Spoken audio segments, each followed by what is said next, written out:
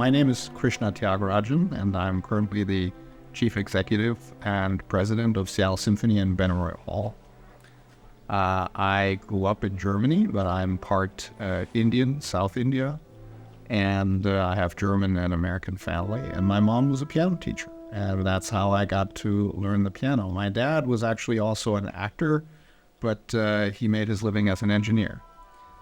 So arts were always very important in my family, and I am a Bachelor's of Music, Piano Performance, 1992, and a Master's of Music, Piano Performance, 1994, Indiana University, now Jacobs School of Music, back then just School of Music, and I'm extremely happy to be back on campus. It's indeed 35 years ago that I was here during the month of February, playing a very nervous audition, a very nervous young man, playing an audition to get into the Bachelor's of Music program here. And I am excited to see how much has changed. I'm excited to see how much Bloomington has grown, how much Indiana University has grown. I've had wonderful interactions with students here, with faculty here. And it just deepens the relationship that I already have. And I'm just excited to be back talking to people and making things happen.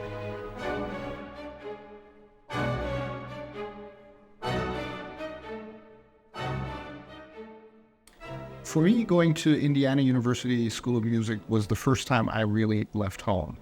I had been living at home, playing a lot of competitions, getting a lot of recognition in Germany in a small town. Well, it's not small, but in a town called Dortmund. It's more of a regional center. And I had the choice at the time to apply to Juilliard, to Indiana University, and to USC in Los Angeles. And for a lot of reasons, I chose Jacobs School of Music, Bloomington.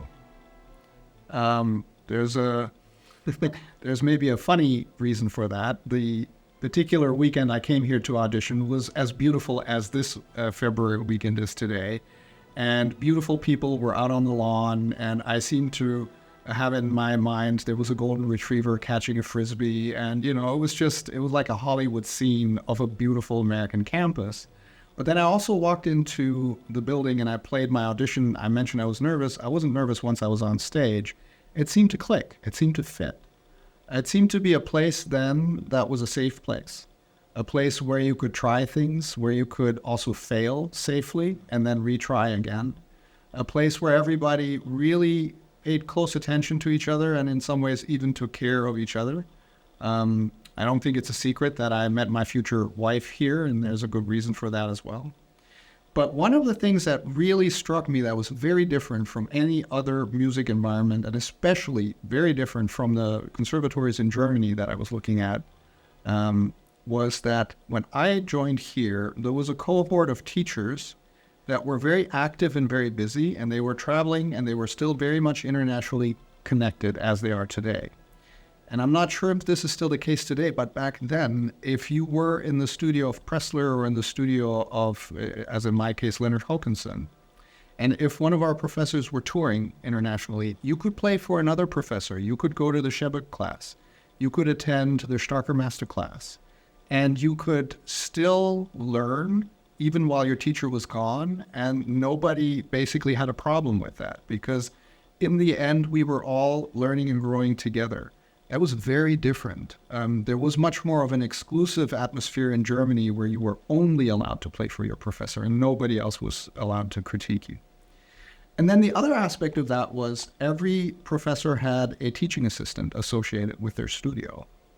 So in addition to playing for your professor, you also played for what I would call peers, frequently, constantly.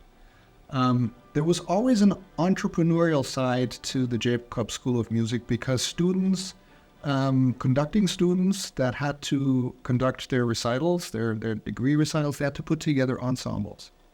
So you were always trying to find your friends and people that you hoped to make friends, because you had to be careful, you couldn't pay them a lot, to come together in your ensemble, which prepares you for later in life, because that's what you're going to be doing later in life. Because Bloomington is not in a major metropolitan area, my wife was a string player, actually got very good at securing gigs in the surrounding orchestras, whether that's going down to Kentucky or up to Illinois, or over to Illinois, depending on which part of Illinois you went to, or throughout Indiana. So again, that prepares you for a life that you will be leading later on, regardless of which city you're moving to or which country you're living in. So to me, this was like a little oasis where you could really safely try things out, and at the same time, you were still very much connected to the big wide world out there.